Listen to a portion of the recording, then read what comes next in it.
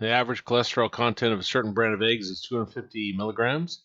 Standard deviation is 21 milligrams. Assume the variables normally disputed. If a single egg is selected, find probably that the cholesterol content will be greater than 240 milligrams. Now here down where it's asking for the probability, we're talking about if a single egg,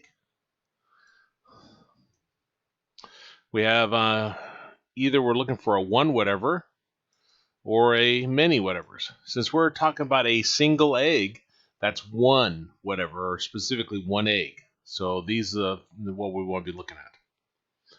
Now let's write down everything that's given.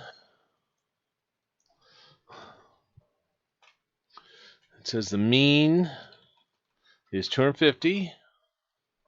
Standard deviation is 21. And we're wanting probability that x is greater than 240.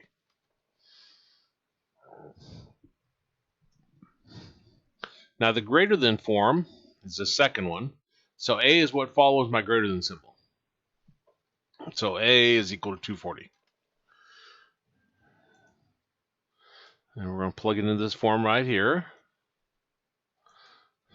So that equals 1 minus norm dot dist.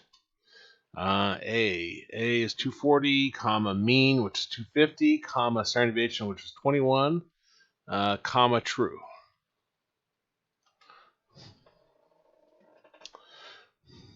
To change it to percent form, move your decimal point 2 places to the right. That'd be 68.30307.